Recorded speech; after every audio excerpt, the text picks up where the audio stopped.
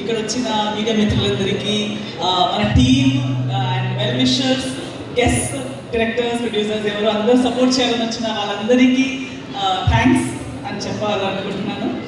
ఎందుకంటే ఈరోజు నాకు తెలిసి ఇంకా వేరే మీట్స్ ఉన్నాయి, వేరే సక్సెస్ మీట్స్, ప్రెస్ మీట్స్ అన్నీ ఉన్నాయి. సో అవి ఉంటే కూడా ఈ ఒక్క సినిమాకి సపోర్ట్ చేయడానికి వచ్చినందుకు చాలా థ్యాంక్స్. ఎందుకంటే ఇప్పుడున్న టైంలో ఎంత ప్రయత్నించినా, మనం ఎంత చేతులు కాలు కొట్టినా, మీడియా సపోర్ట్ లేకపోతే, సోషల్ మీడియా సపోర్ట్ లేకపోతే అండ్ జనాలు చూడాలనుకోకపోతే అంత వేస్ట్. మనం ఎంత మాట్లాడినా మీరు మన తమ్ముళ్ళని చూసి మన లింక్ మీద మీరు క్లిక్ చేయకపోతే మనం మాట్లాడిందే మీరు చూడరు. సో ఇలాంటి ఒక మంచి మీడియం మీరందరూ మమ్మల్ని సపోర్ట్ చేసినందుకు, ఇప్పుడు దాకా ఇక్కడ దాకా తీసుకొచ్చినందుకు చాలా చాలా థ్యాంక్స్. మన అందరి పర్సనల్ జర్నీస్లో కానీ ప్రొఫెషనల్ జర్నీస్లో యాజ్ అ టీమ్ మా అందరి ప్రతి ఒక్కరికి ఇప్పుడు ఈ స్టేజ్ స్థాయి దాకా తీసుకొచ్చేదే media and audience. So thanks on behalf of all of us individually and as a team. And cinema గురించి చెప్పాలంటే ఆల్రెడీ ఇప్పుడే ఇవన్నీ జరిగాయి కాబట్టి అక్కడి నుంచి స్టార్ట్ చేయాలనుకుంటున్నాను. అమరాశేఖర్ గారు కలిసే ముందు కూడా నేను వేరే ప్లేస్లో చెప్పుకుంటాను, కానీ ఆయన కలిసాక మనం ఫస్ట్ చెప్పింది ఇది, ఆయన కూడా రాగింగ్కి చెప్పింది కూడా నేను విన్నాను.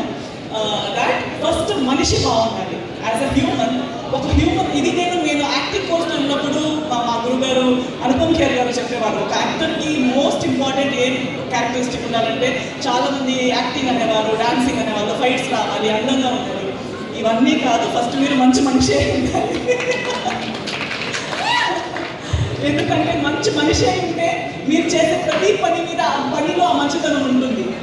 మీరు చూసే చూపుల్లో, మీరు చేసే పనిలో, మీ ప్రతి ఎక్స్ప్రెషన్లో, మీ వర్క్లో నిజాయితీ ఉంటుంది. సో ఫస్ట్ నిజాయితీగా ఒక మంచి మనిషి అయ్యేలో మీరు ఇంట్రెస్ట్ చూపించండి, మంచి మనిషిగా మారండి, మీ బ్యాడ్ హ్యాబిట్స్ని గుర్తించుకోండి, దాన్ని ఎలా బెటర్ చేయాలో అని చూస్తూ ఉండండి. అలా మంచి మనిషి అవుతూ మీరు మంచి ఆర్టిస్ట్ కూడా అవుతారు అని అప్పుడు చెప్పారు.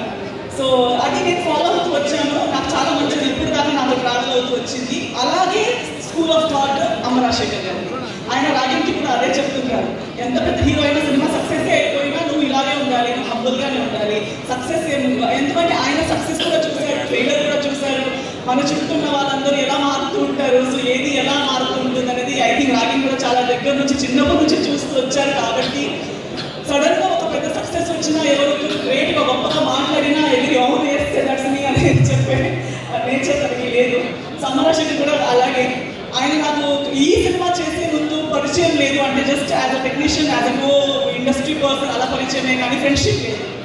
కానీ ఆయన వచ్చి నాకు మాట్లాడేటప్పుడు ఫస్ట్ నాకు అనిపించింది ఇది, that is a good human being. నేను ఎప్పుడు అది ఎక్కువ ఇష్టపడుతుంటాను. ఈరోజు ఇక్కడ కూడా నేను చూసినప్పుడు ఇక్కడ వచ్చిన ప్రతి ఒక్కరు